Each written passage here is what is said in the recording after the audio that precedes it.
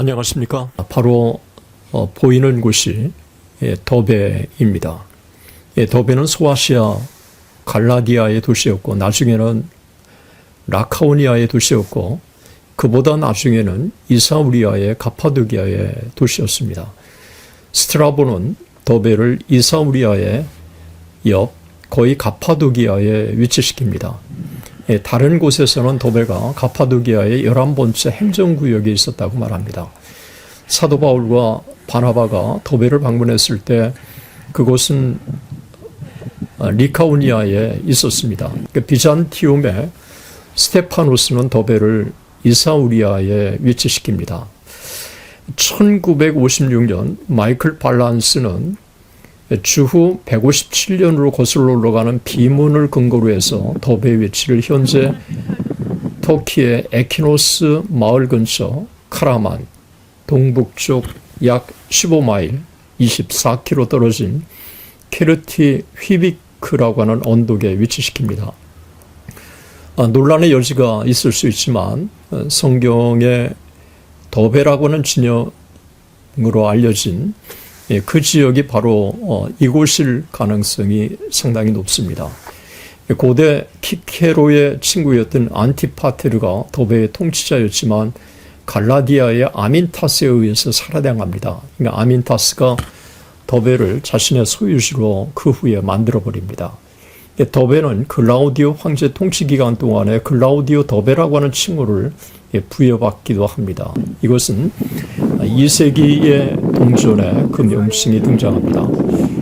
더베의 이 지역의 초대교회의 이 더베는 1차 선교 여행 중에 복음의 메시지를 놀랍게 받아들인 유일한 도시였습니다. 사도행전 16장 4절, 14장 20절, 16장 1절, 20장 4절에 반복적으로 언급되어 있습니다. 바울은 1차, 2차, 3차 선교여행 동안 이 더베를 계속해서 방문합니다. 바울의 마음속에 이 더베가 상당히 중요한 위치를 차지하고 있는 것을 알 수 있습니다. 그리고 바울의 신실한 동역자였던 디모데가 바로 더베 루스트라 출신이었습니다. 바울이 1차 선교여행을 이제 지나오면서 비시디아 안디옥에서 유대인 회당에서 복음을 전하잖아요. 그렇게 하고 어떤 사람은 일부가 복음을 받아들이고 어떤 사람은 복음을 받아들이지 않지만 비시디아 안디옥에서 그래서 박해가 일어나는 바람에 피해온 게 어디냐면 바로 이고니온.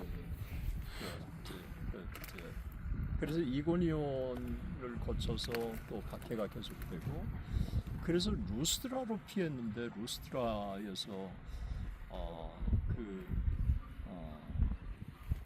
안진뱅이를 일으키는 사건이 벌어지면서 갑자기 이방 사람들이 이 바울과 바나바를 신처럼 섬기기 시작했잖아요. 그래서 그 바나바는 제우스다. 그리고 바울은 헐마스다. 그래서 그런데 거기 사도행전에 보면 우리는 신이 아니다. 그러면서 그들을 향해서 이제 창조주 하나님, 그 하나님을 소개하지 않습니까? 그런데 이고니온과 비시디아 안디옥에서 사람들이 와가지고 루스드라에까지 찾아와가지고 선동해가지고 사람들 선동해서 뭐 초인해가지고 죽여 거의 그냥 그래서 죽은 줄 알고 그렇게 했는데 깨어난 거예요. 그러니까 형제들이 둘러가운데 이제 이 바울이 벌떡 일어나가지고 성으로 들어갔다. 그렇게 해서 그리고 나서 그 다음 날 이 바울이 더베로 갔다. 그런데 루스드라에서 더베까지의 거리가 96km예요. 그렇게 두들겨 맞았는데 성에 들어갔다. 그 성에 들어갔다고 하는 게 루스드라 성 아니겠어요? 복음 전도하기 위해서. 그리고 그 다음 날, 그 다음 날,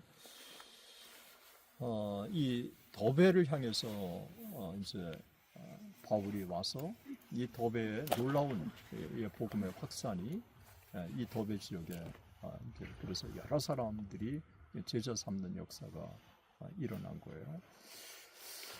저한테는 굉장히 깊은 인상을 줬어요.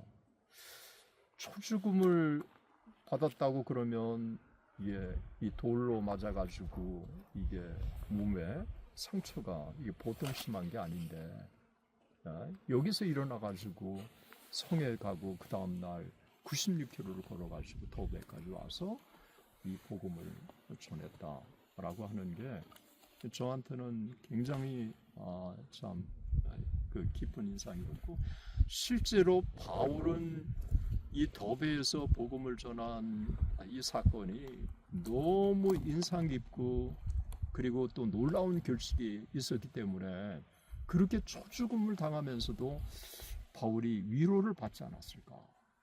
그런 많은 결실을 보면서 그렇지 않다면 바울이 1차에 이 더베를 거쳐갔고요. 2차에도 거쳐가고 3차에도 거쳐간 거예요.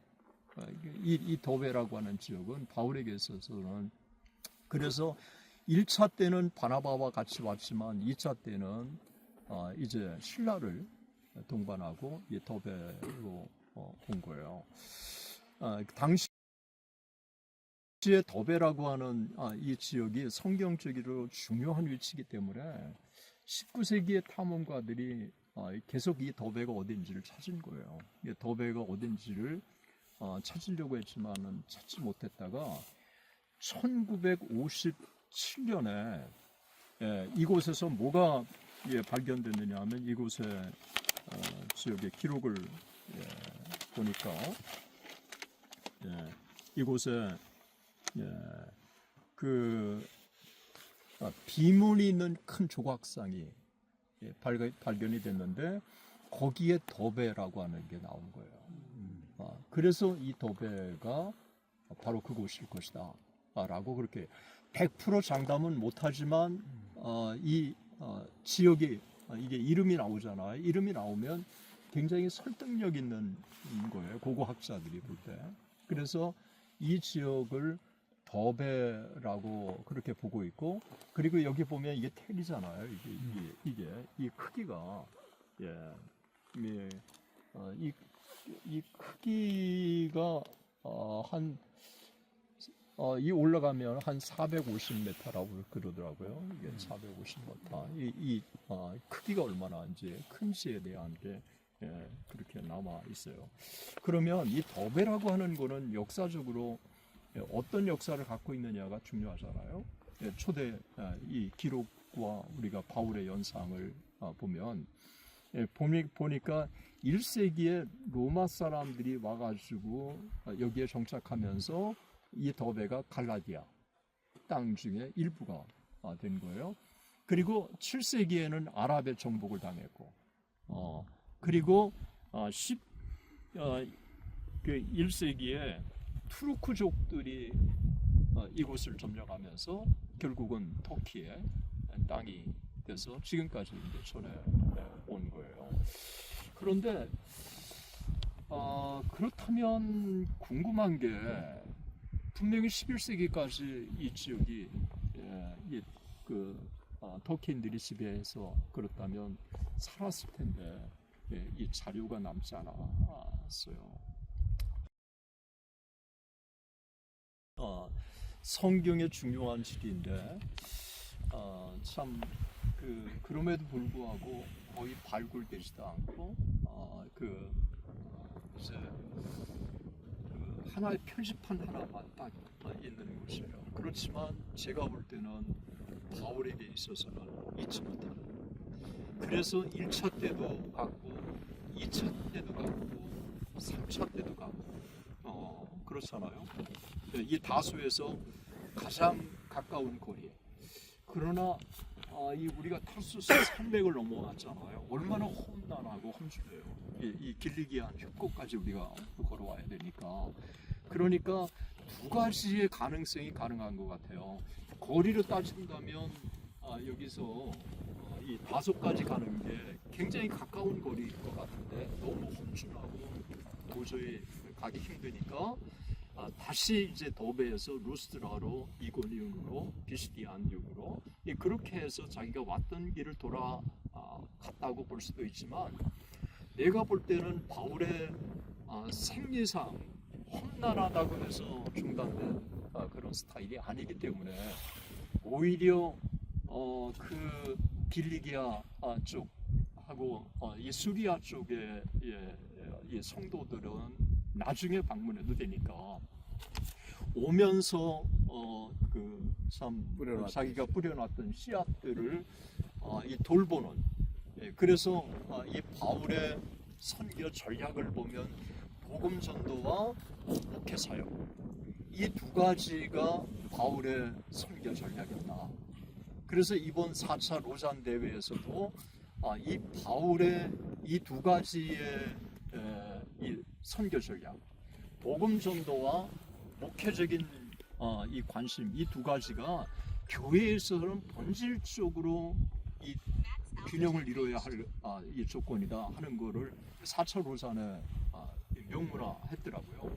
그러니까 오늘날 교회가 그런 면에서 바울을 우리가 한번 주목해 볼 필요가 있다고 여겨지고 어떻게 보면 굉장히 여기까지 오려면 쉽지가 않잖아요. 그런데 2차, 3차에서는 이 타르수스 산맥을 넘어서라도 이 더베의 이 형제들을 자기가 돌봐야 되겠다라고 해서 2차, 3차 타르수스 산맥을 넘어와서 이 더베에 있는 성도들을 끊임없이 돌봤을 거라고 얘기해요. 왜냐하면 1차도 다녀왔고 이렇게 1차는 이렇게 다녀온 거고 2차는 이 안디옥을 출발해 가지고 이 다소를 거쳐서 여기까지 온 지역이니까 바울에게 있어서는 굉장히 죽을 고비를 넘기면서 달려와 가지고 96km를 달려와서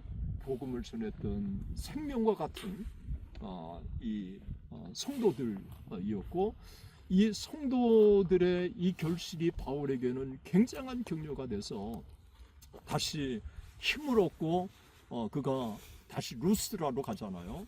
그리고 이고니온으로 가잖아요. 왜 가겠어요? 자기가 이 초죽음을 당하는 것들을 그 사람들이 다 봤을 거 아니에요. 그리고 또 뭐라고 위로해요? 하나님 나라에 가려면 환난도 우리가 각오해야 한다. 이게 바울에게 있어서는 그들을 영적으로 위로해야 할 중요한 사명이라고 여겨져서 그렇게 위로한 거죠. 그리고 또 자기가 없는 동안에 이들을 어떻게 누가 케어해야 할 거냐. 그래서 장로를 세운 거잖아요. 자기가 없는 동안에 이 장로들을 세우고 그 다음에 또 이 더베 루스트라 이 지역에 정말 깊은 관심을 가졌던 게 디모데예요. 이 디모데가 바로 이 루스트라라고 이 더베 출신이잖아요. 그러니까 이 디모데라고 하는 어떻게 보면 루스트라에서 초죽음을 당하는 이 모든 것들을 1차 선교 현장에 내가 볼 때는 이 디모데가 지켜봤을 거라고 생각해요.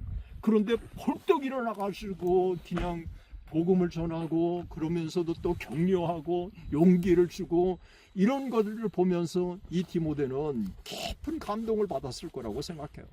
그래서 이 바울과 친히 연락을 하고 그러면서 2차 선교 여행 때 신라를 딱 동반하면서 디모데를 딱 픽업을 딱 해서 그래서 이 디모데와 함께 2차 선교 여행에 굉장히 중요한 역할을 하잖아요.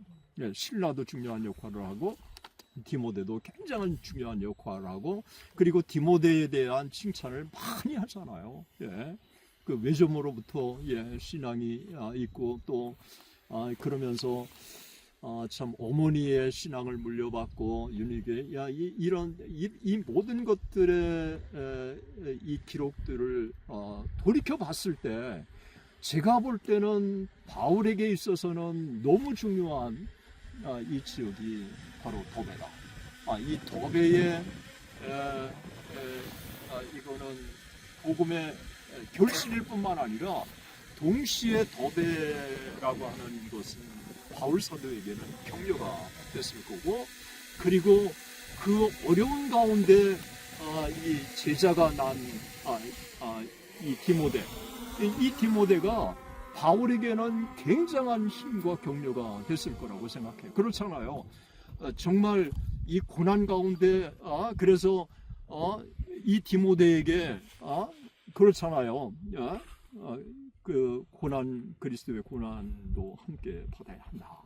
이 이야기를 하는 게 바로 자기의 이 모든 순환들을 지켜봤던 이 디모데에게는 그렇게 한 말이 남의 얘기가 아니라 이 바울의 경험론적인 얘기이기 때문에 디모데에게는 굉장한 격려가 돼서 그런 순환과 고난을 겪고 복음의 전사로서 동역을 했을 것이라고 우리는 그렇게 추론해 보는 것은 뭐 사실 성경적인 근거라고 볼 수 있습니다.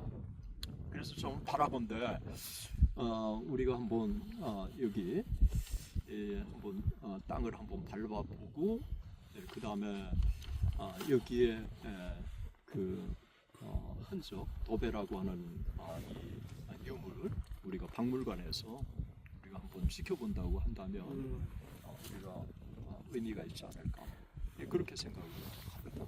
네, 감사합니다.